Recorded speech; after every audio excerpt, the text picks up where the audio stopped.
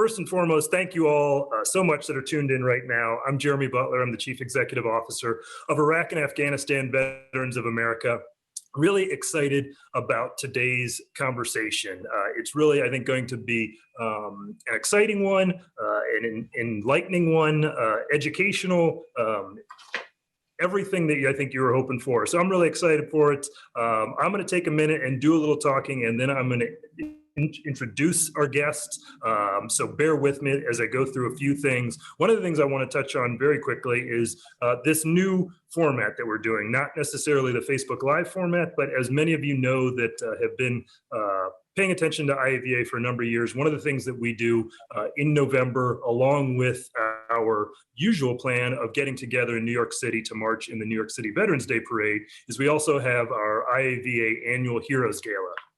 That usually falls a couple of days before or after Veterans Day, and it really bookends nicely with the camaraderie that we start off building by getting veterans and supporters together in New York City to march in the parade. And then we've got the gala, a little fancier event where we can come together to not only continue that sense of camaraderie in election years. We always talk about it as being an opportunity to unify the country around something that we can all agree on. But then the biggest and probably the most important part of that gala is that we honor and highlight two leaders that are contributing so much to our community. One of them is the Civilian Leadership Honoree. You can join us on Thursday. We'll be presenting our Civilian Leadership Honoree. But today I'm really excited to have retired Air Force Colonel Nicole Malachowski with us, who is our Veteran Leadership Honoree. I'm going to, as briefly as I can, give some of her background. I'm not going to go into it in detail because I want to talk to her about it, but it's literally almost impossible to give you a brief summary of her background because there's so much to it and it is so incredible. So bear with me, Nicole. I know you're probably already telling me to shut up and just get on with it, but I think this is important. Hopefully people have checked out the links that we sent out. But if you don't know, Nicole started flying at age 12. She joined the Civil Air Patrol. She went to the U.S. Air Force Academy in Colorado Springs, graduated, became a pilot, has logged 2,300 flight hours in 6 different aircraft. 188 of those hours were in combat operations, in Operation Deliberate Forge and Iraqi Freedom as an F-15 pilot. She commanded the 333rd Fighter Squadron. In 2005, she was selected to fly as a Thunderbird, the U.S. Air Force Air Demonstration Squadron, and was actually the first woman to fly on any Department of Defense military jet demonstration team. After that, she had various assignments to include as a White House Fellow within the Office of Secretary of Defense, within the Secretary of the Air Force. She was Executive Director of the White House's Joining Forces program, which most of us in the veteran community are familiar with. That was during the Obama administration when the First Lady and the Second Lady joined together to really get the country talking about and focused on military and veteran programs and expanding those. Nicole was medically retired due to impact of late-stage neurological tick-borne illness. I'm purposely not going to talk much about that because that's a lot of what we're going to cover today. But because of that, she became certified as a mentor and ambassador in the Air Force's Wounded Warrior Program. She authored numerous recommendations based on her own experiences to improve, to improve the Air Force's Wounded Warrior Program. She got the Air Force Chief of Staff to establish a task force on support to airmen with complex medical conditions. Now in her civilian capacity, she advocates at the national level for other tick-borne illness patients. She's on the advisory board to the Dean Center of Tick-Borne Illnesses at a Harvard teaching hospital named the Spaulding Rehabilitation Hospital. She's been inducted into the Women in Aviation International Pioneer Hall of Fame. She's a motivational speaker, a consultant, a role model, and I am very excited to have her joining us now today as IAVA's 2020 Veteran Leadership Honoree. Nicole, thank you very much for joining us. If we were in person, I would right now be handing you the award that we unfortunately just had to mail to you. So if you could unveil it, there it is. Thank you. Thank you very much, and thank you for joining us. I think you're muted. There we go. Thank you for having me. No, absolutely. It's our pleasure, and I'm really excited to have you here. Got a lot of things we want to talk about. I tried to make that as brief as possible, but would love to I think the best thing is to just start somewhat chronologically, and let's talk about what got you into aviation. I know from your background that it was at a very, very young age. But sort of how did that start, and maybe could take us up to the Air Force Academy days, because I know that's a lot of people are always interested. I think in everyone that's a veteran is sort of what got you there, what drove you. Sure, you bet. So, I guess to begin with, I was very lucky to be born into a middle class family with parents who have been married over 50 years. My point being, I was born into a very stable household where I never wanted for food on my plate or a roof over my head. And I bring that up because timing, luck, and circumstance, right, play a lot into the opportunities that we're able to have. And so I was afforded a lot of opportunities that maybe a lot of other people aren't. So I want to start off by saying that timing, luck, and circumstance played a huge role in everything that happened. So as a young kid, both of my grandfathers had served in the military. My dad had been drafted into the Army during Vietnam. And so I grew up knowing that military service was honorable and noble. It was something that was respected in my family.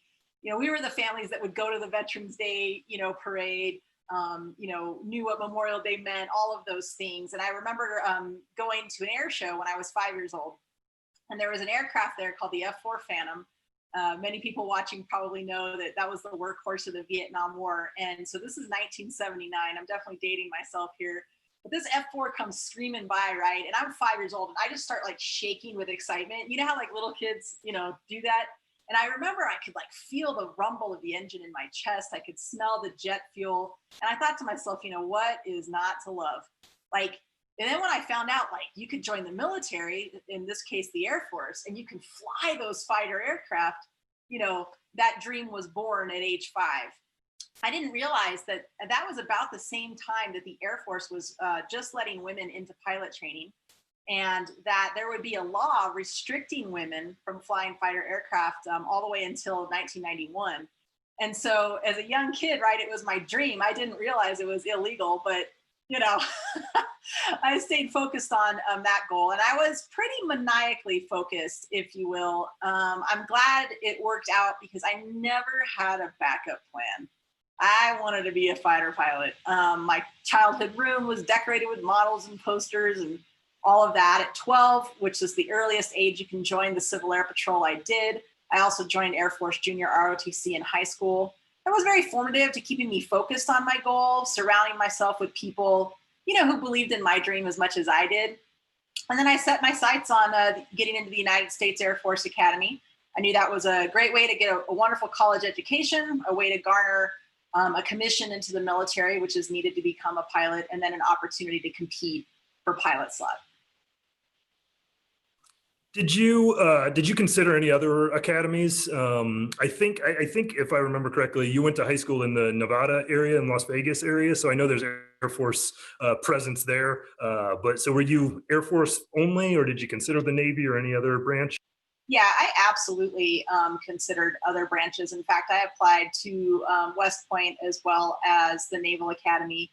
I also applied to ROTC scholarships from all of the services. I'm lucky, again, to be able to say that I was accepted to a couple of those different places, and I was able to make, my number one choice for me at that time, which was to join the Air Force in hopes of becoming an officer and a fighter pilot.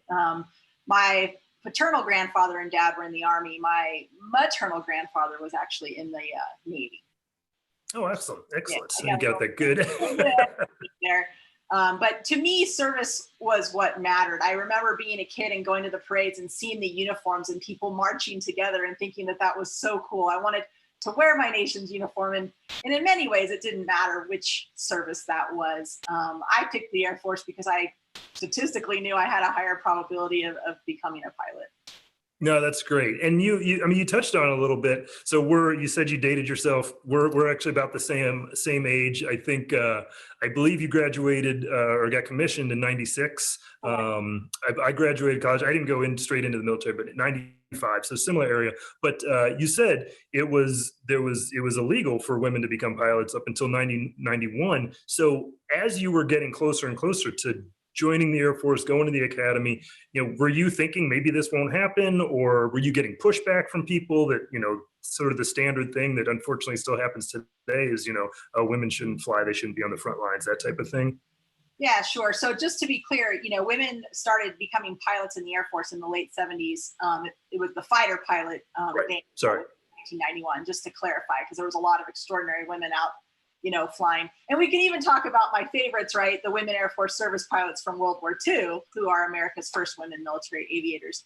But to your point, I don't think I became cognizant of the law banning women in fighters, or even the cultural kind of pushback to women flying fighter aircraft until I was in high school. I think that's because I think age-wise, you start to become more aware of what other people think. At that time, I was also studying up on how to get into the Air Force Academy. So I became more, I guess, informed on the actual situation. Again, I was very lucky because the people I chose to surround myself with believed in my dream as much as I did, whether that was Civil Air Patrol, family, friends, junior ROTC. I think I've been successful because I don't let negative influences or naysayers kind of into my world. I don't mind constructive criticism, but growing up, I went with the people who said, hey, this is a possibility. I went to the Air Force Academy, anyways, knowing that I couldn't legally be a fighter pilot because I wanted to serve, right? Going back to the stories I just told you, it was about serving my country. It was about being a part of something much bigger than myself. It was about seeing the world. It was about, being part of making world history, which is what everybody in uniform does. I was inspired by that. And let's be honest, I think too, as a kid, I looked at it and I went, this is a career. This is something I can reasonably conceive myself of doing for 20 plus years. And that will pay off, right, with benefits in the future, healthcare, pension, which of course I'm now reaping the rewards of. So that was a good decision. But I thought I'll go to the Air Force Academy anyways, because I want to serve. I want to be an officer. And I will fly tanker aircraft. I wanted to fly refueling aircraft. But I said, if I couldn't fly the fighters, I wanted to be the one who gave them the fuel to get where they were going. And so I set my sights on flying that, which is, of course, a noble and honorable mission. We have a saying in the Air Force, you can't kick, without tanker gas. So it's true. That's awesome. And so that must have been, it's great that you were going down that path, regardless of the fact that there were some obstacles in your way, your dream. So, but it worked out perfectly because at the time that you got to the Air Force Academy, the rules changed, and you obviously were able to pursue that. So did you pretty quickly, I don't know, I know how the Naval Academy works, but did you know that you were getting a slot as a fighter pilot upon commissioning, or was it you were just general aviation and then you got to kind of compete some, or how does that process work and how did it work for you? Sure, yes. You compete for a general pilot slot. The number of pilot slots are going to vary every year based on the needs of the Air Force. I was lucky. The class of 96 had a lot of pilot slots, and pretty much everybody who wanted one, was able to get one. And it's a general pilot slot. And you received that, at least in my case, back in 96, in your senior year. So I went to pilot training. I guess I graduated in May and I started pilot training in December. And it's during the 1-year pilot training that you also kind of get ranked based off of your performance in your class. And at that time, based on your class ranking, you were able to choose the aircraft that you would go fly when you graduated pilot training. Again, needs of the Air Force. So the list for each class, 30 people in a class, maybe there was one F-16, one F-15E, whatever that looked like. And I graduated 4th in my class, and I just stood there and watched planes go, and the one I wanted was still there. The F-15E Strike Eagle, my baby, she replaced the F-4 Phantom. Remember, as a kid, I wanted to fly the F-4, so when the F-15E came on board, I naturally, before I went to the Air Force Academy, was like, that's the plane I want. Again, timing, luck, and circumstance were on my side, and I was able to choose a Strike Eagle. It's a little bit different today, the selection process at pilot training. And I don't want to talk to that because I don't know the details for sure. No, that's great though. And then how was, as your progression, as you started the training, just in general, like how, I know it's demanding, I can only imagine, but was it pretty, I don't know, smooth sailing for lack of an Air Force equivalent to whatever smooth sailing is? You were a pilot already upon going to the Air Force Academy. I don't know how much that helps as you become a military fighter pilot, or does it kind of hurt in some ways? Right. So I actually never got my pilot's license before I went to the Air Force Academy. I just soloed, so to make sure. that's out there. But I did fly a lot of gliders. I did all the Air Force Academy powered flight programs. And I think all of those things do set you up nicely for the first few months of pilot training. So you have, the basic, understanding of why and how aircraft fly. Maybe you've been in simulators and understand just the process, right, of emergency procedures or the process of checklists. And I think that in the first month or two of pilot training, there can be maybe a noticeable difference between folks who have that experience and those who don't.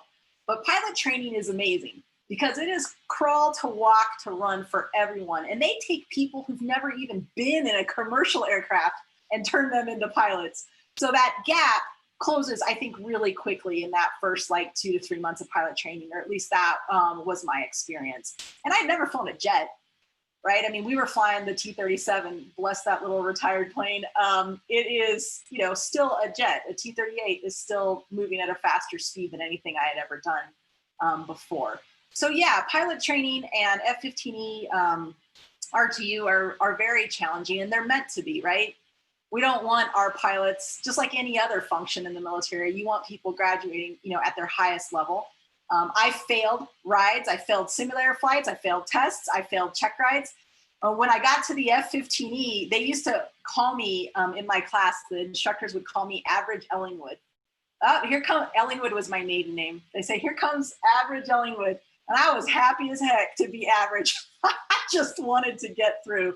But I failed I think 3 rides in the F-15E and a couple rides at pilot training. So, it was great formative years because it teaches you that the path to success for anybody, right? You, me, any organization is always going to be riddled with bumps and bruises and failures along the way. The question is, do you get back in the jet the next day?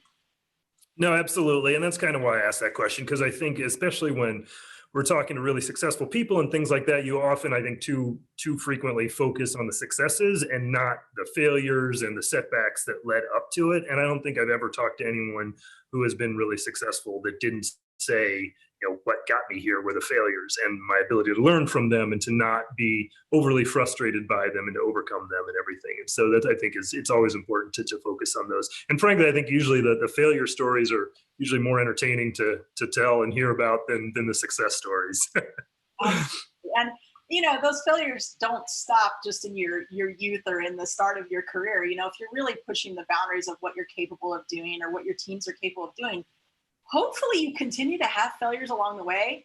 And it's about a mindset that if you can train yourself to see a failure as a positive thing, like, wow, that means our team tried something new. It didn't work out, but we were willing to go there. It should feel like a compliment, or a good thing, or reinforce that you're moving towards growth or bigger and better things.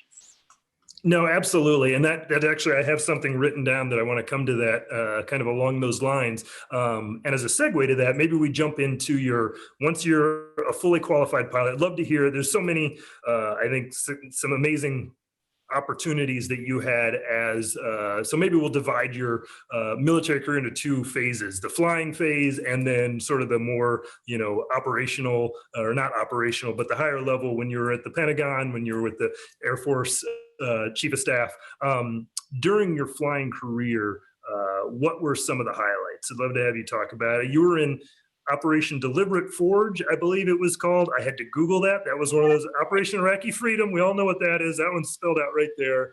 No idea what Deliberate Forge was. Maybe you want to touch on some of the highlights from those 2 parts of your career. Sure, you bet. So yeah, Deliberate Forge once again is dating myself. So my very first combat hours were over the Balkans. So a lot of people may recall in the late 90s, we had the air war called Operation Allied Force, which was only 70-something days long. Don't hold me to that, give or take. I had just arrived at my very first fighter squadron, brand new first lieutenant, RAF Lakenheath in the United Kingdom. And the base was abandoned. I'm like, where is everybody? Well, everyone had deployed or was deploying in support of what would become Operation Allied Force. So as a brand new lieutenant, I was working in the mission planning cell, creating all of the target attacks, flight routes, et cetera, that the combat qualified aircrew would be flying in Operation Allied Force. I sometimes look back and think, oh my gosh, I don't know that I had the experience to be doing that, but the air war turned out well.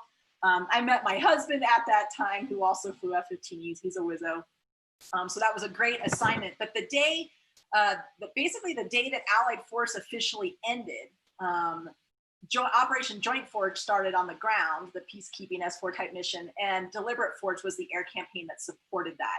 So it was still considered combat time and hostile. I will admit that it was a little bit anticlimactic when you think in terms of a combat air campaign. So that's what Operation Deliberate Forge was. I was just happy to get my gear up on takeoff sometimes. I flew nights, and I remember my very first flight in combat was with my squadron commander, a Wizzo, in my backseat. So no pressure, right? Brand new lieutenant colonel in the backseat. And we had just learned about this new fandangled technology called NVGs. And I went and I got my helmet and there were these brackets on it. I'm like, what are these? I'm about to go on my first combat mission. They're like, here's some NVGs. So that was my introduction to night vision goggles, combat mission around the Balkans with my squadron commander in the backseat. Anyways, met my husband there, which was the most important thing of that assignment. And then, found my way back to North Carolina and went through September 11th with the squadron there and the beginnings of Operation Noble Eagle. And then had one of the greatest assignments of my life, being a ALO and a JTAC with the 2nd Infantry Division. So we went to Korea. I was at Camp Red Cloud. It was amazing. It made me a better fighter pilot so that when I went back to England flying F-15Es and ended up in Operation Iraqi Freedom, I was able to perform that mission as a fighter pilot, things like close air support, et cetera, in a more skillful way because of what the Army and most importantly, what the enlisted powerhouses, the enlisted JTACs were willing to teach me. They really took me under their wing and I learned a lot. But it was that second time back at Lakenheath, Iraqi Freedom, I was able to lead peers safely in and out of combat. And so your question actually began with, what were the highlights of your career? And there's been many, and some people think, oh, it must be the Thunderbirds, or oh, it must be working at the White House. But no, man, I'm a fighter pilot. Flying into war with your peers, there's no higher privilege. Yep, and I don't think you're alone in that. I think that that's what most people say. It's, and it's one of the reasons why I think everyone joins the military. It's to do the job that you spent so much time training to do, and to do it along with men and women that you've trained with, that you're comfortable with, that you're confident in their ability. You know each other so well, and to be able to do that, when the stakes are at their highest, I think is a common refrain for people. So that's awesome. And just to, I always like try and impress myself with my own acronym knowledge. I think you said ALO and JTAC. That's Air Liaison Officer and Joint Tactical Air Controller. I'm kind of guessing on that last one. Controllers. They call in the airstrike. They are the amazing enlisted airmen who embed in combat with Army ground forces in order to make sure that air power is delivered precisely and safely, and they are amazing. That's incredible. That's awesome. And so you mentioned the Thunderbirds. We definitely want to hear about that. Was that before or after you took command? I think it was the 333rd Fighter Squadron that you commanded. I know that's a goal of everyone, whatever branch it is, everyone wants to have that command opportunity. That must be incredible. So do you want to talk about maybe those two and your takeaways from those opportunities? Yeah, so hands down, command is the single greatest assignment and privilege and honor of my career, hands down. But we left England after Iraqi Freedom to go to the Thunderbirds. So to your question, the Thunderbirds came before command. I was a senior captain and then a young major when I flew on the Thunderbirds. I had found myself mid-career at a place where I wasn't ready to go do a staff tour yet. I didn't want to, but I also wasn't old enough. I had kind of like this 1-year weird window. And I thought, I want to go do something, unique and exciting. I'd always thought about the Thunderbirds because I grew up, at least the second half of my childhood was in Las Vegas, Nevada. And Las Vegas, Nevada is home of Nellis Air Force Base, which is home of the fighter pilot. So I grew up with fighter jets flying over my head every day, which was awesome because it kept me focused and excited. But it's also home of the Air Force Thunderbirds. And so it wasn't uncommon for me to be in high school and see the Thunderbirds rage, their six ship with their smoke on overhead and thinking, that's kind of cool. I was too short to be a showgirl in Vegas, so I went with plan B and, became a fighter pilot. But Following Iraq, went to that time on the Thunderbirds again, mid-career. I was looking for something different. I had every kind of qualification and certification you could have, in a Strike Eagle. And I'm someone who gets like really antsy if I'm not working towards something. And that's really, I think that was part of the problem. I wasn't a lieutenant colonel yet. I wasn't going to be up for the next level supervisor roles. And so I wanted to kind of branch out. Threw my name in the hat to the Thunderbirds, thoroughly knowing I would never be selected, but did it just for fun and accidentally got picked up for that. So had a great 2 years there. I mean, we can go into all sorts of details on that. Following the Thunderbirds, though, where did I go after? Oh, Thunderbirds. After the Thunderbirds, I became a White House Fellow. Okay. After the White House Fellowship, I became a commander. Wow, man. Old because my brain is like, I don't remember. 20-something years all crammed together, man. But hey, the Thunderbirds was unique, right? I mean, you have the honor and the privilege of representing the entire, all of the amazing airmen, all of the functions in the Air Force, to the American and to the global public. In many cases, when the Thunderbirds come to town for an air show, whether it's, in the Midwest or someplace in Europe, this is the only interaction that these folks have, right, with their Air Force. And to be able to highlight like the precision and the professionalism and the skill was a huge honor, but also a huge responsibility. And it was one that every single Thunderbird takes very, very seriously. And I think what people don't realize too is, as cool as it is, right? Because they see the celebrity of it all, right? You're on an autograph line, people taking pictures. It's fun flying. You get to travel all over the world. It is a hard assignment. You are traveling the whole time.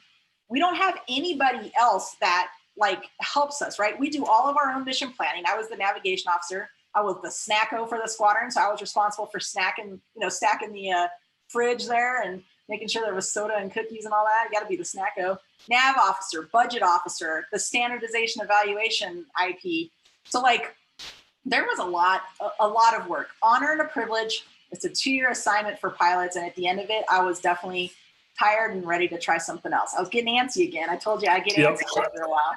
So that's the White House Fellowship came after that.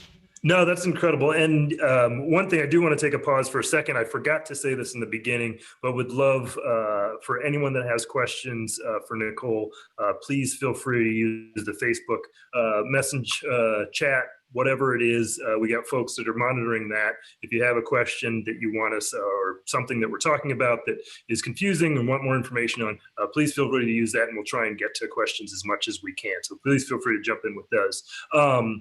Going back to the Thunderbirds briefly, and then do want to talk about your time at the White House. You were the first woman to be selected as part of, I think the phrase was as part of the military, Department of Defense military jet demonstration team. So was your selection, I mean, you wanted to do this. I know it's incredibly challenging. You said you were looking for more, sort of the next thing. Was it difficult in the sense that, are you learning new things as a Thunderbird pilot when you move into that realm that you probably didn't deal with at all when you were flying in a more tactical sense? And then also, was there challenges and or opportunities that came from being the first woman in that role? Sure.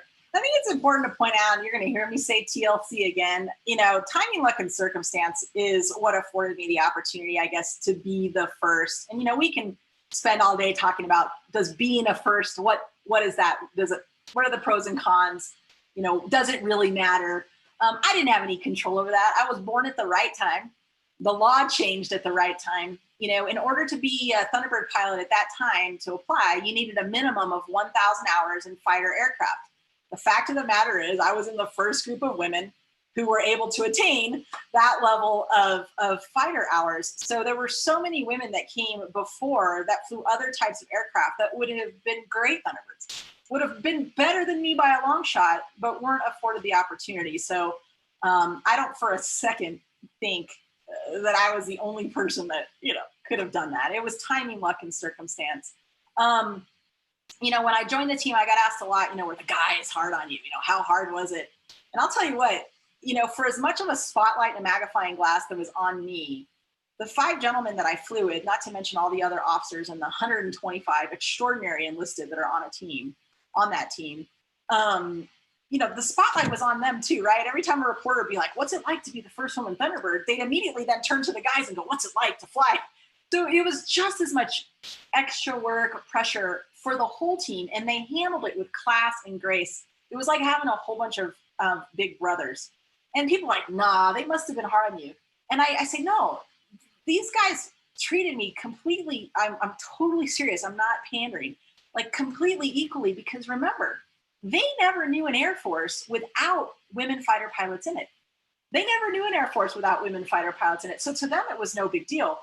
It was oftentimes some senior leaders who were still maybe uncomfortable with my presence, or civilians on the outside who were mostly just tickled, by the idea, of a woman flying one of those planes. And the only pressure I ever felt was pressure I put on myself, which was I wanted to do well. I wanted to open the door in a way that the door stayed open to other women. And I'm delighted to say there's been several women Thunderbirds. The current team lead solo, Michelle Curran, who's amazing. She's just an extraordinary pilot. You got to check her out on Instagram, man. She's unbelievable. Her flying kicks mine to the curb. Every single one of the women Thunderbirds that has come after me has been professional, skillful, amazing officers and pilots. So my goal was just to leave the door open and honestly not mess up. That's true. There is that extra challenge of being the first of anything, is now you have to definitely be not just competent, but incredibly successful to keep that door open. I was going to ask you if you could speak to sort of how many women came after you and everything, but it sounds like you definitely left the door wide open, and many have followed. So that's great to hear.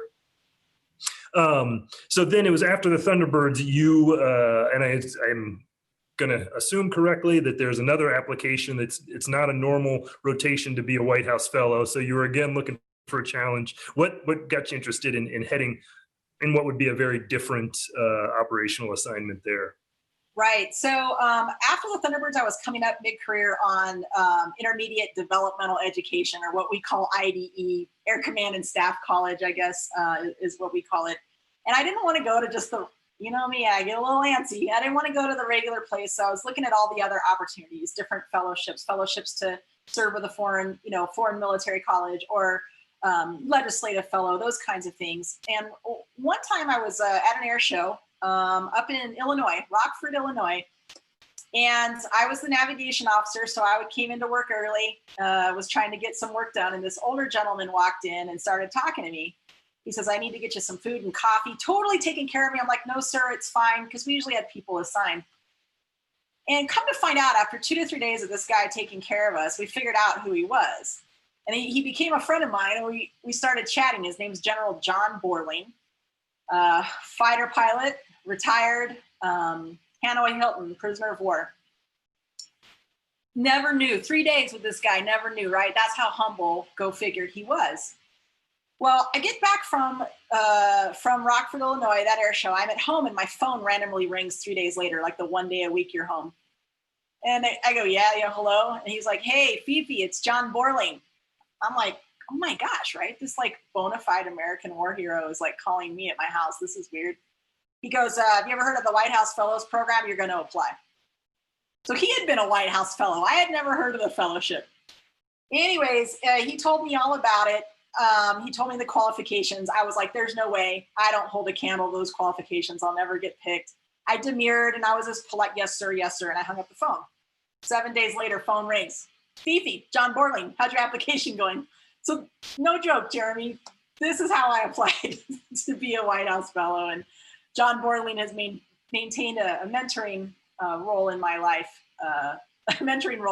ever since. But I thought, well, going through this massive application, which required me to go outside of the Air Force, to look at national security issues, to look at the American economy, healthcare, immigration, all of these policies, was interesting to me.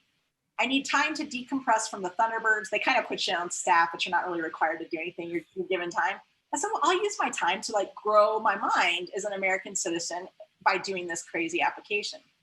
And if I accidentally get picked, it'll count as IDE. So that's cool. The Air Force will like that. Check, And so I applied and I accidentally got picked. So timing, luck, and circumstance, once again, if not for John Borling, I wouldn't know about it. And if I could right now, for those watching, the application window is open for the next class of White House Fellows, open through, I believe, January 6th. Whitehouse.gov. Go check out White House Fellows. It's not for just military. It's great for military people, but it's mid-career professionals from any industry, teachers, lawyers, doctors, authors, artists. It doesn't matter. They want everybody. It's nonpartisan. It's amazing. Apply to be a fellow. That's incredible. I did not know that. I assumed, obviously incorrectly, and they know what you say about when you assume, but I assumed it was like a track for military, to become fellows. And so I did not know it was that wide open. No, in fact, that sometimes there's usually somewhere between 10 and 15 fellows in every class on average, and you can be none or one or two military or even half military. It just depends on who applies that year. They're looking for a mix of professions, a mix of industries. It is the president's senior leadership development program started by Lyndon Johnson, mostly civilians. So come on and find me on social media and I'll answer your questions. I'd love to recruit some amazing people to the program today. Nice. Why don't you, I was going to save this for the end. Whoops. And my little light just went out on me in case you wonder why I just went dark here. Why don't you, I was going to say at the end how people should stay in touch with you and everything. Do you want to give a shout out to some of your social media and where they can find you online? You bet. So I am on LinkedIn. I'm Nicole Malachowski. You'll know it's me because there's a big giant jet in the background. But if you want to find me on Instagram or Twitter, my handle is @RealMalachowski, @REAL Malachowski. Do have a few imposter profiles out there. I don't know why, but if you type in the real, you'll find me. Yep, I found one of those as I tried to link on one of my things on Facebook. I'm like, okay, that's not the right one. We'll just, anyway, that's a different subject. So after that, social media, it's a double-edged sword, I play whack-a-mole all the time. I'm always reporting them. I feel like I should have my own, personal desk at Twitter and Instagram at this point. I have the same thing. I've gotten this strange obsession with reporting fake LinkedIn accounts. I get a lot of, the request to follow this person, that person. I'm like, that is clearly fake. And I always make sure. So I don't know. I spend too much time probably doing that. But anyway, we digress. And so next up was command, correct? Is that what came next? I'd love to hear about that. Because it also was like an interesting command. You were commanding, well, I'll let you tell it. You probably know it better. Well, no. Well, thank you for asking. After I did my little foray to the Thunderbirds and to the White House Fellows, so many people in the Air Force told me your career's over. You're never going to get back into the cockpit of an F-15E. You've lost, the track. You've been out of the jet too long. All of those things never came true. I went back to fly the F-15E Strike Eagle at Seymour Johnson Air Force Base. And, again, timing, luck, and circumstance was right. There were positions coming open. I served as the number 2 or the director of operations at the local operations support squadron first, which is like the squadron that makes a flying Air Force base run. So the folks who work in air traffic control or take care of the airfield, in the runway, the people in the weather shop. So again, this career broadening thing as a pilot, it's so easy as a fighter pilot in the Air Force to just stay in your squadron and just fly and forget that there's all these people across the base that enable and empower you to do what you do. So I was lucky to work at the OSS and to interact with our enlisted team. And then from there, I was selected to be the commander of the 333rd Fighter Squadron. That's a picture of me and probably about 2/3 of the squadron. The other half were out flying that day. Again, the single greatest honor, I think, of any fighter pilot's career is going to be squadron command. And I feel comfortable speaking for all of us on that one. The ability to just make other people's dreams come true, right? To help other people's careers come along, to put them in places where they can achieve whatever their personal goal is, to take care of military families, right? Like this is like a dream come true for a person like me. We had a very unique mission. We were a flying training unit.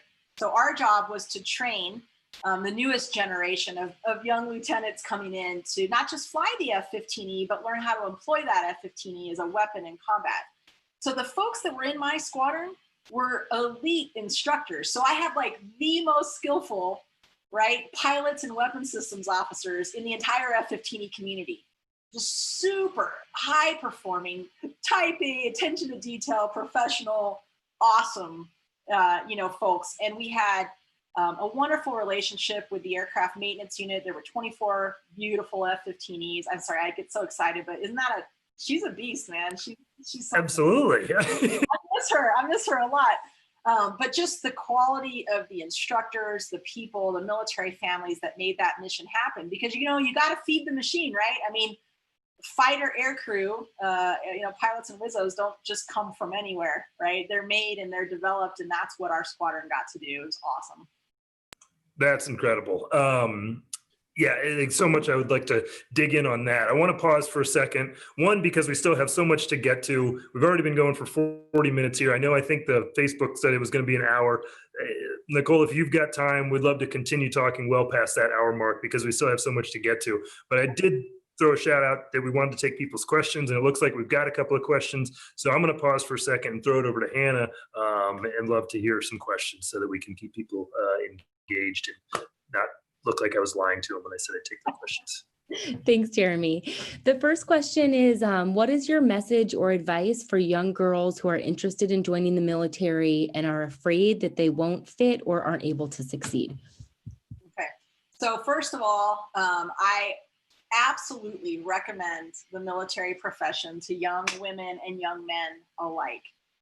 It's an extraordinary opportunity to be part of something bigger than yourself, to learn a skill or a trait that you never have the opportunity to do in the civilian world, to be part of shaping world, history, and to, at the end of it, if you decide whether you stay in 2 years, 12 years, 20 years plus, there are benefits you'll garner along the way that will pay dividends once you put on the civilian uniform. So it's an extraordinary career for anyone.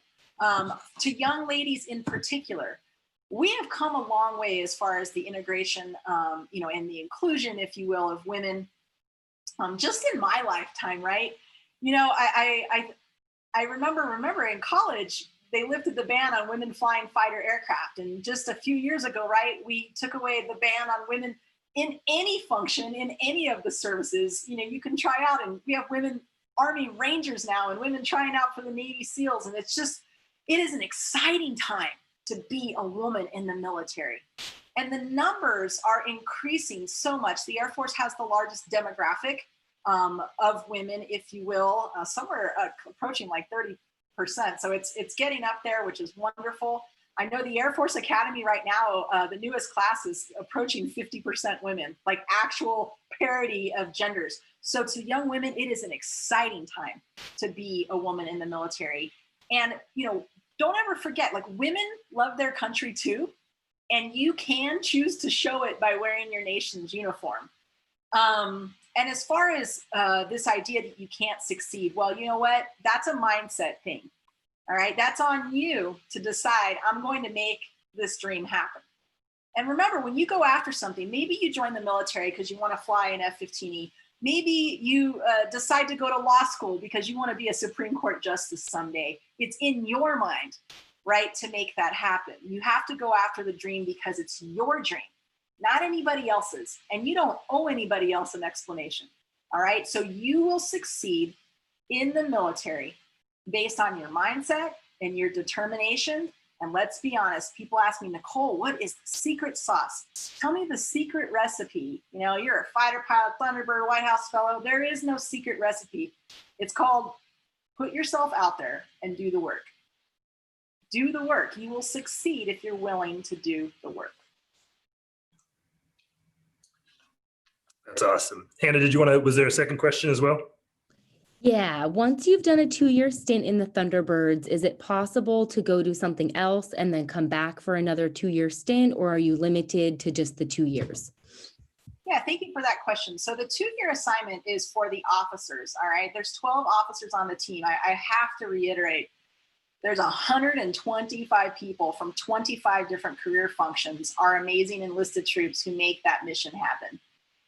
And the assignment time for the enlisted can vary at that time. And, please do go to the Thunderbirds webpage because I'm a little old and washed up at this point.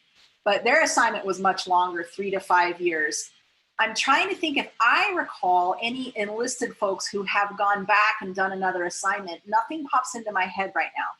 I don't know of any officers that have ever gone back. It's considered a special duty assignment, one time, good deal. Never say never. And to be honest, I can't think of a time that someone kind of retreaded, if you will, back into the Thunderbirds. And I got to be honest, I get asked a lot. They're like, Nicole, would you go back? Nope. One time was good. It's a hard life for the whole team, officer and enlisted alike. I used to joke, people go to the air shows, they see the jets do the loops to music, we land, we go to the autograph line, and people want pictures or to ask questions, and they want to talk to the pilots. Man, we worked really hard as pilots, like 30 minutes out of the day doing that air show. But the other 23 hours and 30 minutes of that day, 125 people just busting their, what's that enlisted, and that's where the light really needs to shine a light on those enlisted professionals for sure. So hopefully I answered your question there, but please go to Thunderbird's website. I bet you can give that question straight to them and get the actual latest and greatest. Those were great questions. Thank you, everyone. And please keep throwing in the questions and we'll try and get to them as we go.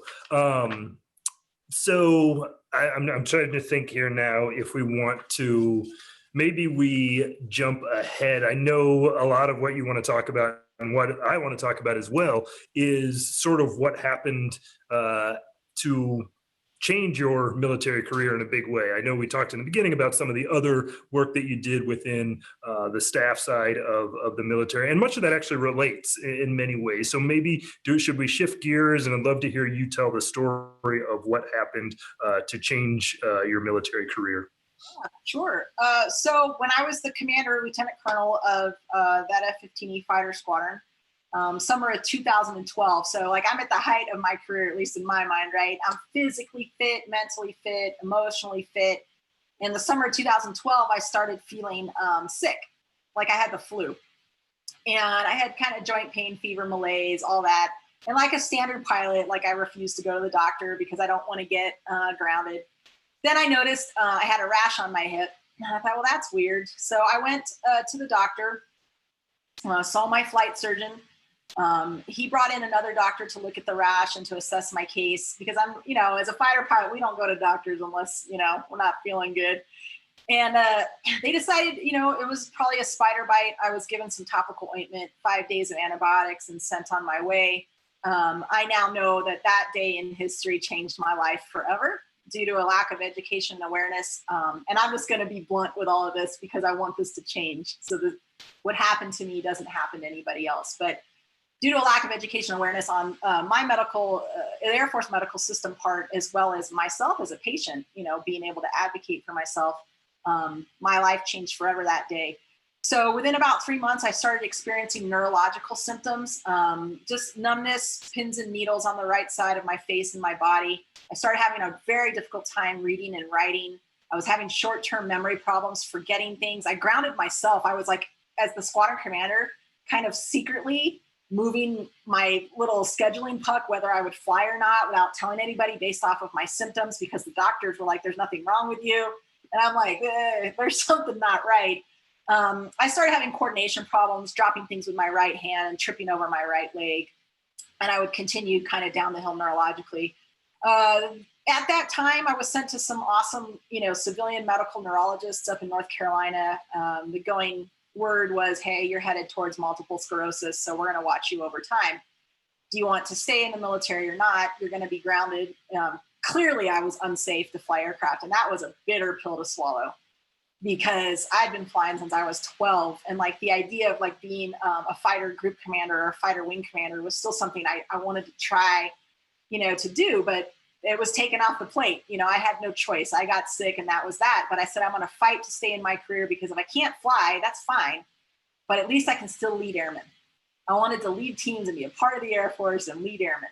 And so I fought, went to Naval War College. While I was there, got bit by a tick. So we now know within 12 months that I had 2 tick bites from 2 different geographic locations. This is all in, hindsight. I was diagnosed with Lyme disease at that time at Naval Station, Newport, Rhode Island. I was treated, unfortunately, because of the prior bite 10 to 12 months earlier, that treatment wasn't enough. But we didn't know that. Again, a lack of education, awareness, a lack of proper diagnostic testing would send me down a path where my symptoms would wax and wane over the next 4 years. And each time they would flare, they would get worse and worse. My symptoms would grow to impact every single system in my body. At my worst, my symptom list was 63 long. Now you're trying as a military person to hold on to your career. You're dealing with a complex, rare, chronic medical mystery at that point. There's a lack of continuity in care in the military. Military medicine's awesome at acute things. Much more difficult to get help if you're needing some long-term type care. So every time I went in, it was a different doctor. I had to start over. I had to pick which of the 63 symptoms, and then I'd have to wait for specialty appointments. So days turned into weeks, weeks turned into months. By this time, I'm back in DC. I'm working as the executive director 4 years later from my first rash. 4 years later, 4 years of struggle and pain and hardship medically. I am working as the executive director of Joining Forces for Michelle Obama, and I hit a point where I can no longer read or open email. I'm getting lost driving to work. I'm having dementia-like symptoms. At this point, in August of 2016, I woke up one day and I was locked in. I couldn't move. I was paralyzed. I don't know how long the temporary paralysis lasted. These things would happen a few more times. The Air Force, to their credit, cut bait and sent me to Boston. I saw some amazing civilian doctors up there, and I was accurately tested, diagnosed, and began treatment. So from the time of my first rash to my accurate diagnosis and beginning of treatment was 1,525 days of suffering and unnecessary medical tests, a loss of my flying career. I saw over 24 doctors across 8 different specialties and received 3 misdiagnoses. I'd like to make a point that it wasn't just military medicine that misdiagnosed me. It was also the civilian academic institutions that they had sent me to along the way. So I think there was a good faith effort made, but the education awareness is very low on what I had. My career was gone in the blink of a bite. I'm a survivor of late-stage tick-borne illness. I had positive serology through regular academic hospitals of several different tick-borne pathogens. I like to remind people ticks carry more than Lyme. Lyme is horrible, and I did have that, but they carry more than Lyme. And anyways, they diagnosed me, and I remember sitting there with the doctor so relieved. I'm like, yes, they're going to give me like a single shot or a super pill, and I'm going to be back in the cockpit. I'm back in the game, right? No. The doctor looked at me. I said, how long till I'm independent again? I couldn't walk, couldn't really talk. It was actually my husband who was speaking for me. They said 2 years. And once the 2-year recovery timeline was put on it, I was approaching 20 years. It was clear what had to happen. So that's how my medical retirement, very unexpected, very unwelcome, very unceremonious. I started treatment, PICC line in my arm, home healthcare nurse, spent 9 months bedridden. Couldn't walk safely, couldn't read or write efficiently or speak, couldn't speak. And then spent another year in rehab. Amazing physical therapists at Fort Belvoir. I worked with their brain injury people and was medically retired during that time. Got all my certificates in a brown manila envelope, no ceremony, ba-boom. So here I are. That's a long story, but there you go. No, it's an incredible story. So it was what I didn't realize, and we've talked, for a couple hours, I think, in the lead up to this. I didn't realize. So there were 2 separate bites that you got. Were they? Say again. Documented in my medical records, absolutely. Huh. We did not know that first bite in rash. In retrospect, knowing what I know now and what my doctors in Boston had taught me, classic Lyme disease bullseye rash. I want to make a point. Ticks carry more than Lyme. Most of the people who end up with Lyme disease never see a tick bite. Most people who end up with Lyme disease do not get a rash. Most people who get a rash do not get the target bullseye. That is a myth. And I need to dispel that myth right now, okay? You don't have to see the tick, have a rash, or have a perfect bullseye rash in order to consider, Lyme disease. I was a classic case. So the fact that it was missed, we can only chalk up to a lack of education and awareness on my doctor's part and on my part. Why was it that I spent 20-something years in the military to include field exercises, to include crawling around, right, doing survival training in the woods of North Carolina, which is when I got bit, that I was never taught about ticks? We didn't put permethrin on our uniforms, right? They weren't on our flight suits at the time. We didn't put the tick repellents on our skin. We weren't taught to look for ticks or how to do a tick check. I wasn't taught what symptoms were there, to look for. That's unacceptable, and that must change.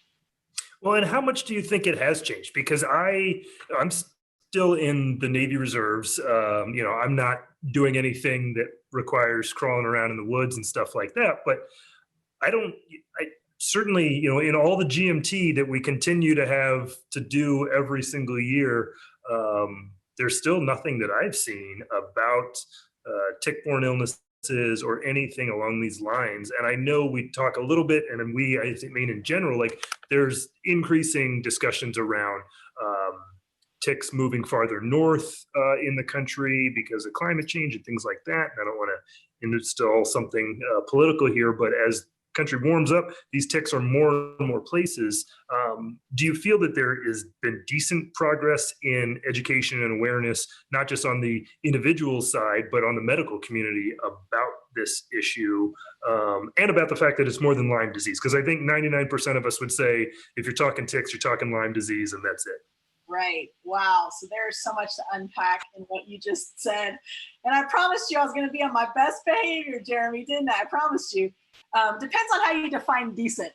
So my answer is no. There has absolutely not been enough done on education awareness. There has not been enough done as far as understanding what tick-borne illnesses and vector-borne pathogens exist at all the places around the world that our service members are deployed. I absolutely right here today hold the Department of Defense and Department of Veterans Affairs accountable for making progress in this area. Because if not diagnosed and treated, and if not diagnosed in the acute phase, which is really like 2 to 4 weeks after bite max, assuming a pathogen was passed, because not all tick bites result in human disease. So let's be clear, not all ticks carry pathogens, okay? But I think we have to be like conservative, or at least a lot more proactive on this, right? I mean, if you're bitten by a tick and you find the tick, how many military people know that they can take that tick to their doctor and have it tested? There's a Department of Defense tick testing lab in Maryland. Did you know about that? Right? So once again, as the military does, we have all of these policies, processes, regulations. I guarantee in a court of law, if we went in front of Congress right now, the DOD and the VA, as a bureaucracy, would be a rational actor, and they would pull out, look, we have all this stuff for surveillance of vectors. We have all these things for a tick program. And then there's reality and execution, right? They say, we treat everyone's clothes with permethrin. Sure. Right? We do. And then how many washes? Are you like having them count how many washes till we retreat with permethrin? Or how's the permethrin on the clothes that we're boiling in that giant vat with your entire battalion's uniforms by a third country national who's using who knows what detergent? How's that permethrin holding up? Well, Nicole, we send everybody prophylactically with doxycycline. That'll prevent anything. Yeah, except the number one, symptom of doxycycline is not being able to be in the sun. It creates sunburn. How many people are taking doxycycline in Afghanistan and Iraq? Are you tracking that every day? Mm-hmm. So my point is, I think that they probably have a good process. It's actually just not being executed. And I want to make another point. There are vector-borne diseases outside of tick-borne pathogens, flea-borne pathogens like Bartonella. How many sand flea and sandfly bites did you get in Iraq and Afghanistan? Our special forces, out on forward operating bases. right? What pathogens are they carrying? No offense, not a lot of great academic surveillance going on in Afghanistan the last 30 or 40 years, right? So we don't even know. And military families. Military families stationed in Europe have different types of tick-borne illnesses. Military families stationed in the Pacific have different types of tick-borne illnesses. If you're stationed at RAF Lake in the UK and you get bit by a tick and you go to your doctor and you say, look, I found my tick, I got bit by a tick, I'm ready for 2 to 3 weeks of antibiotics, right? What do you think they're gonna test you for? Lyme disease, Borrelia burgdorferi specifically. They do have that in the UK. They also have other strains of Borrelia that we're not testing for. It's a shame because it's service members, veterans, and military families. Sorry. No, that's why I was, when we first started talking several months ago, I mean, all of this was educational, but what kind of almost intrigued me more is how much this correlates to so much of the fights that we're having in other related areas in terms of taking care of our veterans and militaries. And I'm going to look at my piece of paper because I have to remember the way you describe it. And I can't find it, but it's like, it's complex medical illnesses. I forget how you said, but it's like those type of things that aren't, hey, this is a straightforward gunshot wound. This is a broken leg. Like the military medical community does well in treating those, but if it's something that is much more complex than that, and this is where the huge overlap to what IAVA is so focused on, which is burn pits and toxic exposure, very similar things in that you can't point to a straightforward symptom and say, yes, that caused the cancer that I now have. And it's trying to get the military to not only address these issues, but come to the fact and the realization that, hey, military service probably played a big role in the service member coming down with these illnesses, and we now need to treat them, as opposed to the VA and others saying, come back to me when you've got more science. You know, give me definitive proof that connects A to B, and then we'll maybe think about giving you health care. Right, 100%. In a lot of cases of these complex medical mystery type things, of which, late stage tick-borne illness would count, multi-systemic, multi-symptom. The medicine grew up with this idea, one pathogen, one disease, and that's just not the case anymore. We're discovering, that science isn't settled on a lot of this stuff, and there are major scientific gaps, that need to be filled. One of the problems with these multi-systemic, complex type things is that a lot of the symptoms present as invisible. And so the stigma that comes with invisible illness, whether it's resulting in a neuropsychiatric symptom, guess what? If you have a brain infection because of a tick bite, you're probably going to have neuropsychiatric symptoms, right? If it's something like I'm complaining of aches and pains or fatigue that you can't measure, the stigma comes along with that, right? It's this, even burn pit folks, right, who maybe don't have the lung issues or the very objective cough, but they said there's something wrong with my joints, there's something wrong with my fatigue, then that's, oh, sure, yeah, prove it. I can't prove it. It's an invisible symptom. It's an invisible illness. And we have a long ways to go, not just in the DoD and the VA on invisible illness, but as an American and a global society writ large. It's good that we're getting light shine on invisible illness now, but we definitely, have a ways to go. And tick-borne illness, late stage, again, let's be clear. If you are diagnosed in the acute phase, diagnosed in a timely fashion, treated thoroughly, the CDC says 80% of people will recover fully. Somewhere around 10 to 20% will maintain like sequela or residuals of infection, okay? So it's really this kind of misdiagnosis or going undiagnosed that harms people with tick-borne and vector-borne diseases, because the longer you go letting the pathogens proliferate in your body, the harder it can be in order to treat. So, sorry. No, that's good. So my question then is, what's the, I guess, the relatively simple thing that the general public should know? Like, is it be aware when you're in the vicinity of ticks? How do you spot warning signs? As you said, most people apparently don't know that they've been bitten by a tick. They won't get that bullseye rash, that type of thing. So what should we know and be talking about? We are all in the vicinity of ticks. You do not need to be camping or hiking or doing survival training in the woods of North Carolina in order to get bit. Ticks, we know, scientific research shows, are in urban areas like Central Park. Ticks are in your backyard and in the lawn. Ticks should be part of your daily routine, all right? The most important thing is to know that and then take steps to prevent the bite. If I can prevent you from ever being bit or having pathogens transmitted, then we don't have to deal with this long-term complex illness, right? We don't have to deal with the controversy surrounding all of it. So it means doing your daily tick checks, learning how to do a proper tick check, which the military should be not only teaching its service members, but its military dependents, is vital. The faster you can find a tick, the faster you can remove it, the chances of you having a pathogen transmitted are going to at least decrease. There's no safe attachment time for ticks, but prevent the bite. So that means treating outdoor equipment. If you're gonna garden, if you're gonna hunt, treating your shoes with things like permethrin. There's nothing wrong with applying a daily, insect repellent. There's so many now that are not chemical based. The FDA just approved a new one made from grapefruit extract called Nudcatone. It's all organic. Ticks hate it. Smells good. Throw that on your kids before you let them out there in the backyard. And then the second they come in, right, we're going to do a tick check.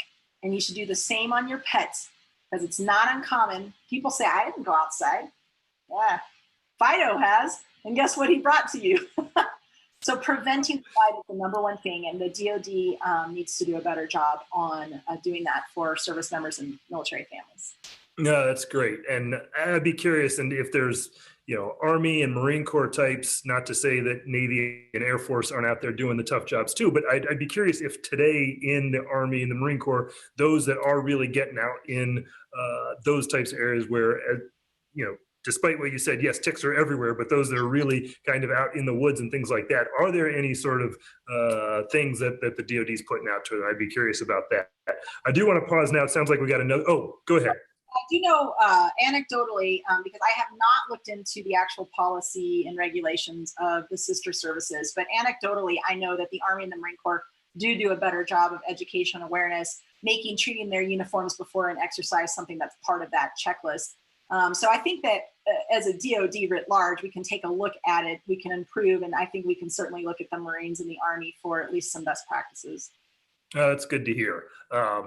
Let's pause for another question from Hannah, and then when we come back, I'd love to talk some about all the work that you have done both inside the Department of Defense, and I think specifically inside the Department of the Air Force, to not only improve the focus on these invisible illnesses, but also just, it sounded like you did a lot to improve the Air Force's care of its wounded warriors, just to say, hey, we need to do a better job. So I really look forward to hearing that.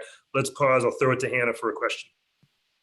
Your story is incredible, and you seem to maintain such a positive attitude, and seems like you see yourself as a survivor and not a victim despite what you've been through. You are inspiring. What's your advice for people who are out there struggling with physical and or mental health challenges? Yeah, absolutely. I thank you for saying that. That makes my heart happy. I like to see myself as someone who is indeed, an eternal optimist. I'm definitely, I hope you can hear, I'm also not just a Pollyanna cheerleader, right?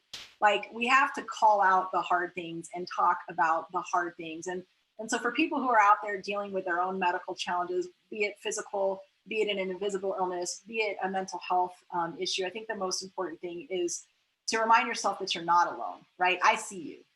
Jeremy sees you. IAVA sees you. And it's about taking care of yourself every day. So if that means that all you can do is get out of bed, take a shower, and sit on the couch, then by gosh, that's what I want you to do, right? Do what you can with what you have. And where there are gaps, make some effort if you can, right? To reach out and to find those resources, connecting with someone in your local neighborhood, your community.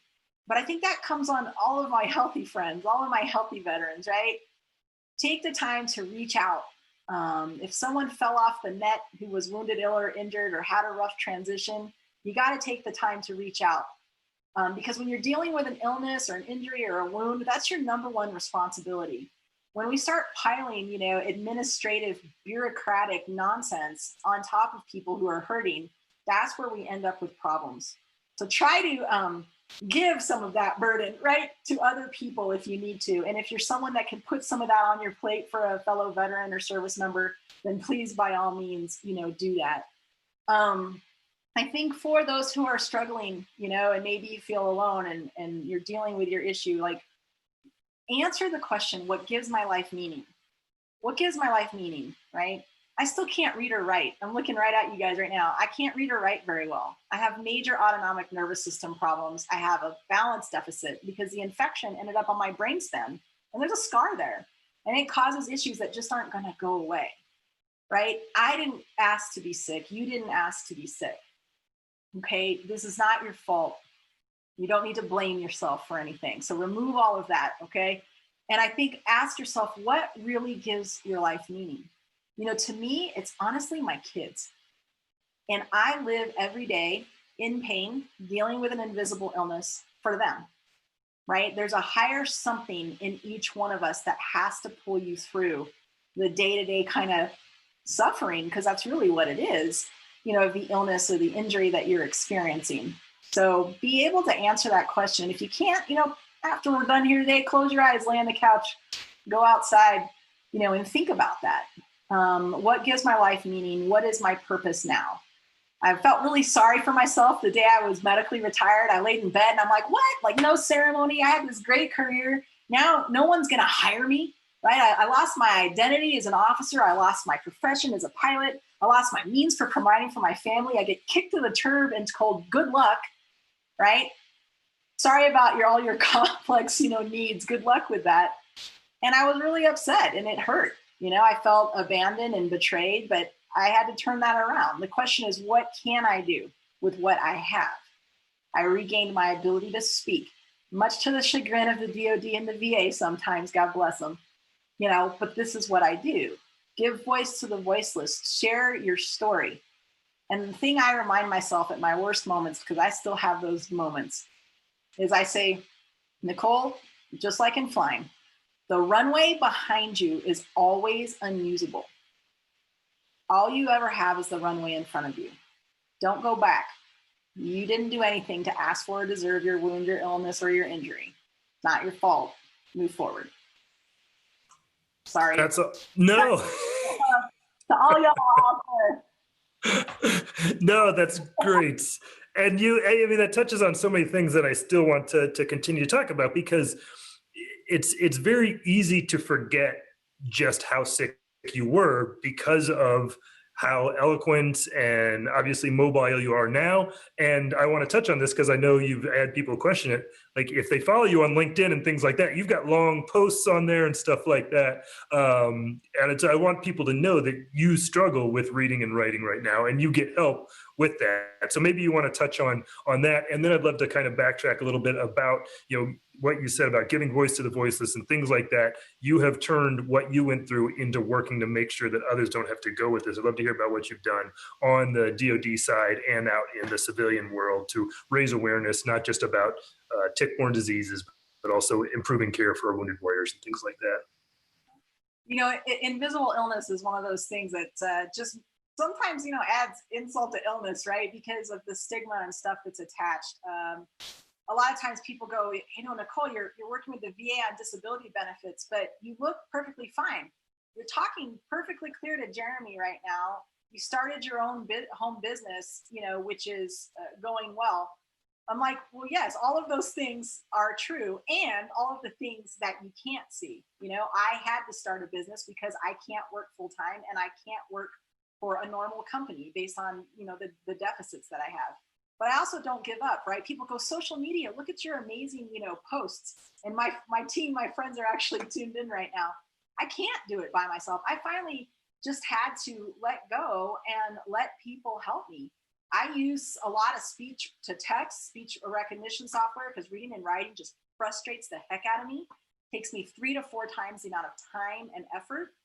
But I know I wanted to connect with people, share my story, help other people, work my business for my family. So I outsourced it, right? So I got a friend, she gets on the phone with me, I share stories.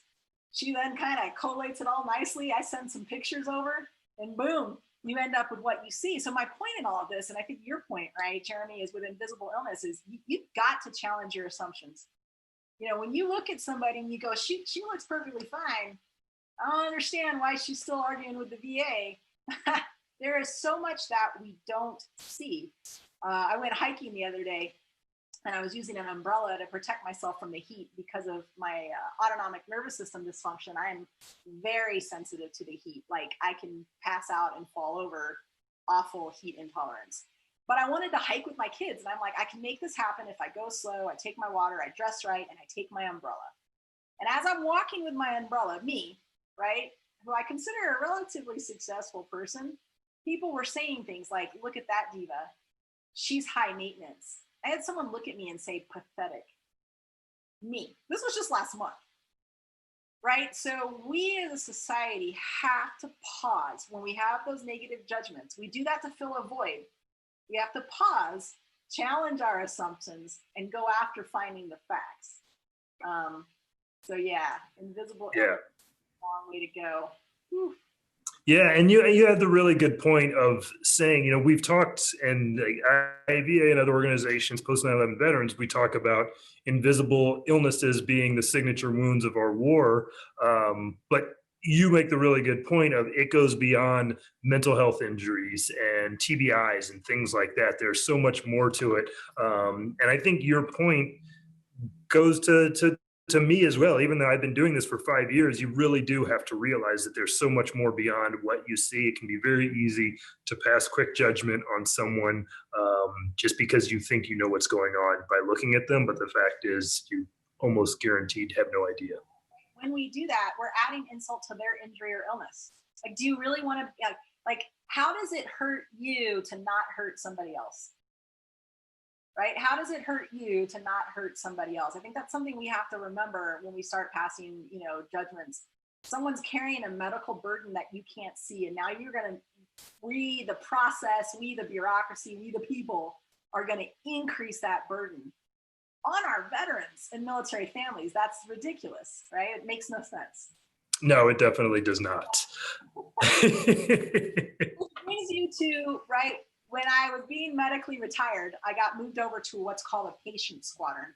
Do you call it so in the Army, I forget, it's the wounded battalion or. Oh, yeah, I think, yes. I'll put you on the spot, but where we move people who are going through recovery and being medically transitioned. And when I was in the patient squadron, it was the single most awful experience of my military career. I became a number, right? I realized that there wasn't, at that time, in my opinion, in my experience, there was not any kind of actual support.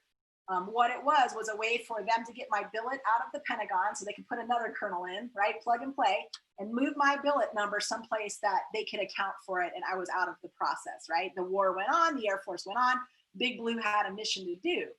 But we also promise each other we will take care of each other, right? The VA says so, the DOD says so. We talk about the wingman culture. You talk about the soldier culture, right? Marines taking care of each other. But what does that look like in execution? And when you get pulled out of the mission all of a sudden and dropped into this bureaucratic thing, all while you're trying to heal from difficult wounds, illness, and injury, man, it hurts your soul. It hurts your soul. And I remember them saying, you need to come check in once a week over at Andrews Air Force Base. What, how? Driving what car? I can't even walk. I would get emails that would say, you're overdue for your physical fitness test. Insult to illness. I went an entire, let me think about this, year and a half, bedridden and housebound. It was from August 2016, right, when I fell really ill, all the way to my retirement of December 2017. This is a fact, and I speak this clearly. 14 months and never got a phone call from anyone in my Air Force chain of command or a visit. Wow. And in that time, my husband, me, my family needed help.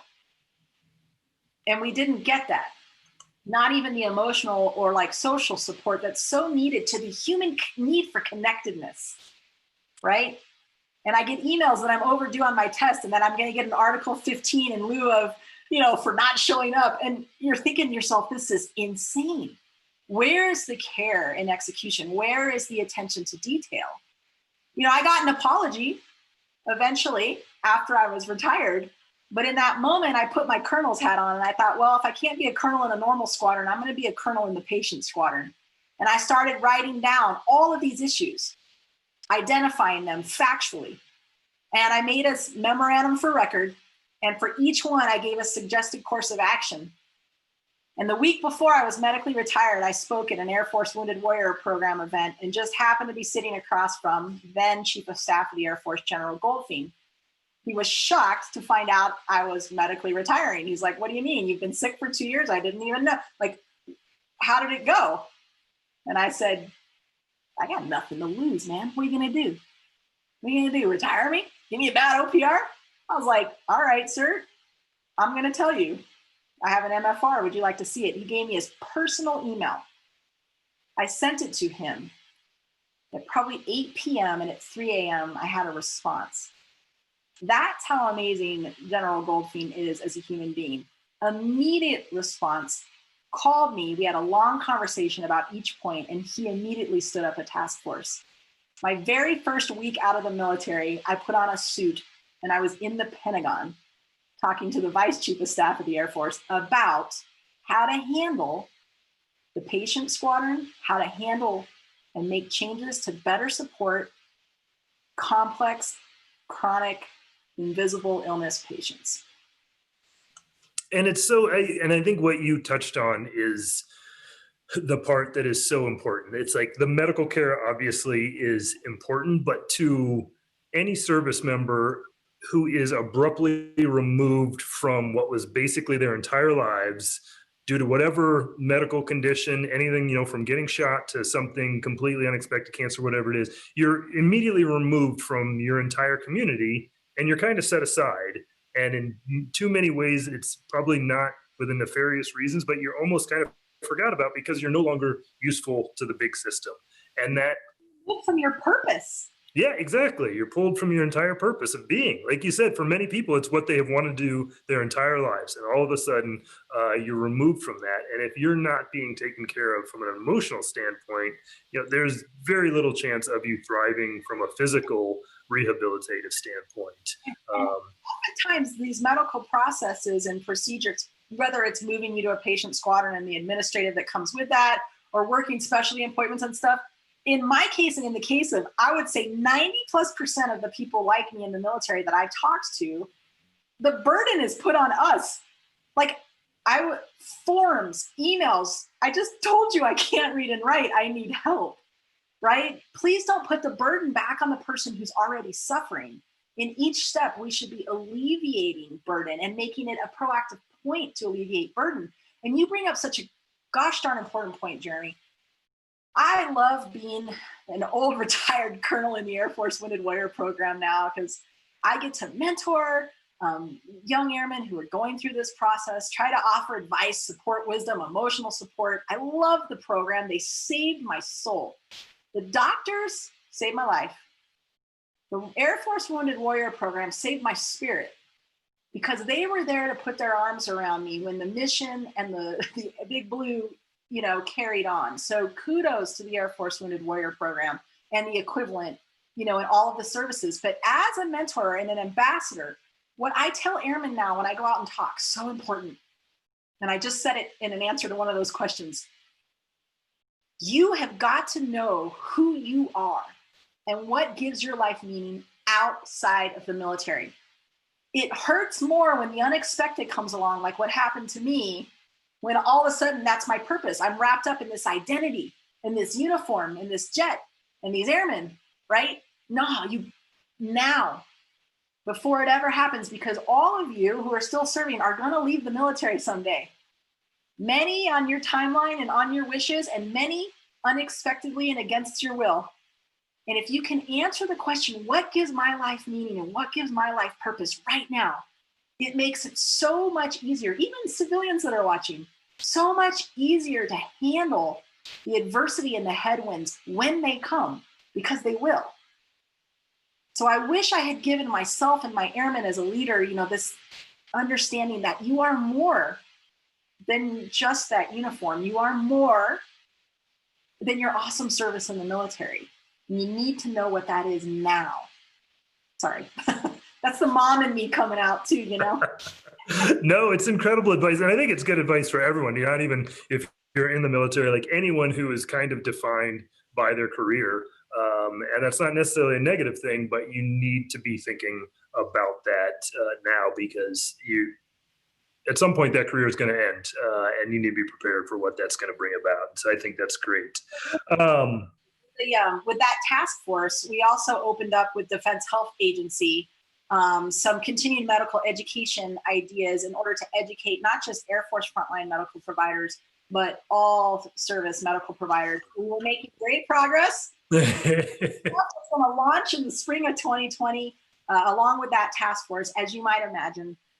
That stuff is on hold right now, understandably so, as we deal with coronavirus and the pandemic and those changes. But I want to look in the camera and tell the DoD and the VA I have not forgotten where we were. And I look forward to picking up right where we were in improving education awareness and our treatment of those who are transitioning for medical reasons. So I'm watching. I love it. Well, and that was going to be one of the questions that I had is, right now, much of the conversation within our community is, hey, what do you want the Biden administration and whoever ends up as the next Secretary of the VA, for that person to be focused on and to be aware of and to be thinking about?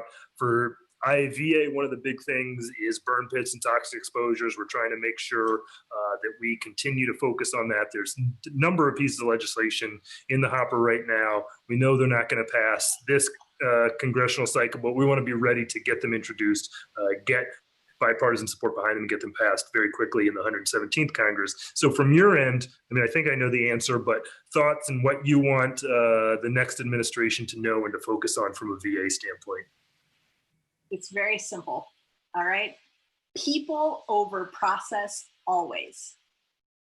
If people over process always, your guiding point for your actions, your decision, your policies, your funding, you will never go wrong, I think, in the eyes of service members, military families, and veterans.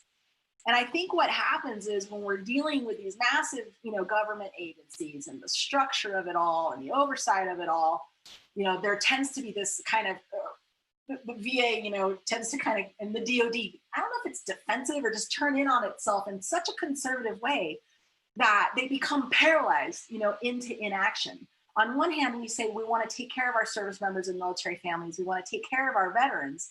But again, once the process gets in the way, it turns into something completely, not what we thought and not what we intended.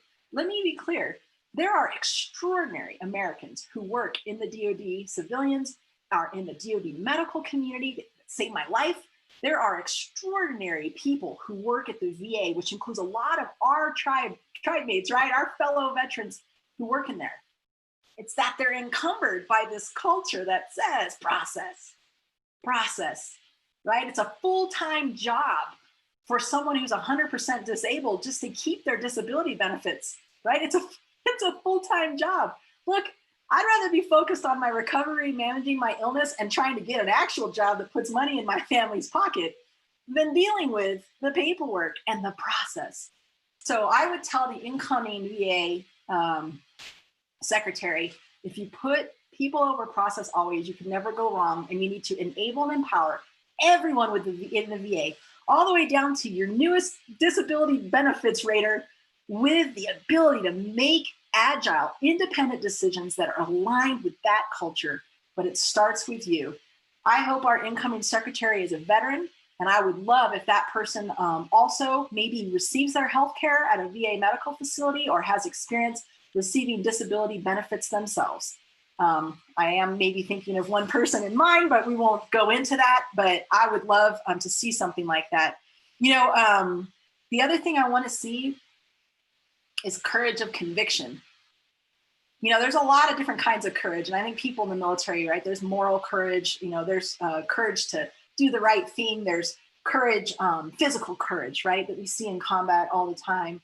But courage of conviction, I think, is the one. right? We believe in something. I want that Secretary of VA, the incoming Biden administration, to go, we believe in the people. We made a promise. We made a promise, and we will hold ourselves accountable. It's the conviction we have to do the right thing. Okay, so people over process and courage of conviction are missing, in my opinion, and need to come back to the forefront. But I'm excited. Make no mistake, there are great people in the VA and the DoD, and they're going to do the right thing. And I am biased, having worked for Dr. Joe Biden and Michelle Obama as the executive director of their Joining Forces program. I very selfishly hope to see that program resurrected in some way. Maybe not the same name, maybe not the same portfolio. That's fine. But to bring the issues of service members, veterans, military families into and have a seat at the White House is exactly where it should be. So I would love to see, I'm excited to see what Dr. Biden does, and I am cheering her on. Excellent. Outstanding. And I couldn't agree more. I wrote down people over process. I'm going to steal that from you. I'll give you credit when I use it, but I think that is perfect and a very good, concise way of talking about the kind of reform that's needed at the VA, because that's absolutely right. I'm going to throw it over to Hannah again for a question. We're going on an hour and a half here. I could keep going for a long time, but I don't want to push our luck here. For a lot of us, we couldn't seek help with our mental health when we were in uniform. Do you tell airmen to go find a therapist to help them through their transition back into civilian life? So, thank you for highlighting an important point. Access to care for our active duty, as well as our veterans, access to mental health care needs to improve. Clearly the person who asked that question and me are simpatico on that. And we need to keep holding the DoD and the VA accountable to do, they want to do, I firmly believe they want to do the right thing. It is a process bureaucracy problem that gets in the way. So your point about access to care is valid. That said, absolutely, if you are feeling like you need to talk to somebody or to get help, absolutely get it. And indeed, yes, I do talk to transitioning airmen about getting help. There are many resources outside of the military and veteran system if that's the access is too hard or if it hurts, right? Sometimes, right? I don't want, gosh, man, I feel already abandoned and betrayed. And now you want me to go to you to help me with my most intense and deepest mental health issues? That can be offensive and that can be triggering and frustrating. So there are so many free resources available to people who are transitioning or even in the military that are outside the system. And I'm going to get spears. People are going to say, no, you should tell the veteran to go within the military system of the VA. Look, I will. I just listed reasons why that may not be feasible. The most important thing is that people get help. And so I'm a big proponent of organizations like Give an Hour. I don't know if you know anything about Give an Hour. This might be one worth putting in the Facebook feed here. But Give an Hour is a bunch of amazing civilian mental health providers who are giving free care, not just to service members, not just to veterans, but caregivers, military family members. And you can go in there, no questions asked, Google your zip code, and boom, find yourself somebody to talk to. Don't ever sit on that. If you're feeling that you need help, or even if you just need to vent and get it off your chest just once, which is what Jeremy's letting me do right now, right? Like, then that's okay. Maybe it's long-term care. Maybe you want it to help your children who are dealing with things or your military spouse. Give an Hour is just one. There's many more, and contact me on social media and I can help you out. But Give an Hour, I think, is a great place to start. Always get care, even if it means it's outside of the VA and the military. And I'll take whatever spears come my way for saying that. No, you're absolutely right. And I think what a lot of people don't realize is that not every veteran just has access to the VA. It's not as if that's an automatic thing that you get just because you served, that, hey, now the VA is standing by to help you at any time. So we'll definitely put information about that in the chat.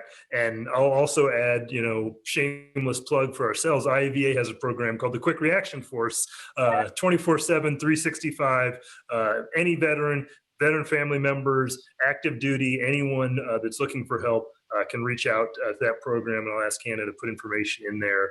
You can call them directly if you prefer. You can go online and ask them to reach out to you. But it's a great resource because I couldn't agree more. If you feel that you need some support, reach out early and often. And QRF, Give an Hour, both of these are great places that you can get that kind of help. You got to give the shout out, right, to the VSOs and the MSOs. Let's not to get into my case, but I'm 3 years removed from medical retirement, and I'm still having a good old time with the Veterans Benefit Administration, who wants to do the right thing by me. But the process, right, doesn't allow them. The process is a burden to me and my family. The process is a full-time job once a year for me for a month or two. I could not get through the process. So here I am, right? I'm fighter pilot, full bird colonel, and I still have problems getting access. What's happening to the young airman that doesn't have a resume or a Rolodex to fall back on? What's happening to the young military family that doesn't have life and retirement savings to fall back on? This is where it's a problem, not my case, right? It's an example for a larger problem. I would be completely lost without my case manager, who happens to be at the Wounded Warrior Project. I still wouldn't even be in the fight probably for what is earned benefits. Yep. She reminds me all the time, Nicole, you have changed your entire life in order to be productive. You deal with so much invisible illness every day in order to be independent. People don't see that. These are earned benefits. I pulled this out just for fun. It's my Air Force Form 356, dated 21 July 17. Unfitting conditions, 100% permanent retirement for chronic tick-borne systemic illness. Yet every year, I'm forced to reprove. This is before I was, this happened before I was medically retired, right? I mean, all the paperwork and MEB comes first. Every year, it's me and the VA reproving the diagnosis that took me 2 years of suffering to get that led to my permanent retirement. This is happening over and over, and it's happening to people who aren't empowered and resourced the way that I am, and that's not okay. So shout out to my case manager at the Wounded Warrior Project for sticking by me, for reminding me it's important to stay in this difficult process, because only by pulling alongside the VA and discussing the hard things and holding them accountable will we ever get the change we need to take care of our fellow veterans and military families. No, that's absolutely right. And you made this point, but if, a colonel with that kind of medical paperwork very explicitly having led to your retirement, if you still have to spend that much time every year reproving to the VA that you're deserving, in their minds, of continued disability pay, what does that say for, the E4 that doesn't have, full-time employment that allows to take that much time to put towards that every year? Multidisciplinary team of civilian doctors who are all of them, Harvard Medical School professors on the side, who write annual letters of medical opinion that says, it's not going to change. The fact that they still put that amount of time into taking care of me when I'm not, they know I'm not going to improve, is pure luck, right? So I have specialists in tick-borne illness giving medical opinions, yet we're still going to use taxpayers' dollars, VA time and effort, my time and effort, to go through and spend the next 3 months at 8 different specialty appointments to prove what we already know, right? So that's what it looks like when you put process over people. 100%. And you just, again, made the point that I was going to make, that it's not just helping you by reforming the system, it helps the VA. Like, they should not be spending this time and this many people having to relook at your case. The vast majority of the servants at the DA are extraordinary, hardworking, patriotic Americans who want to do the right thing.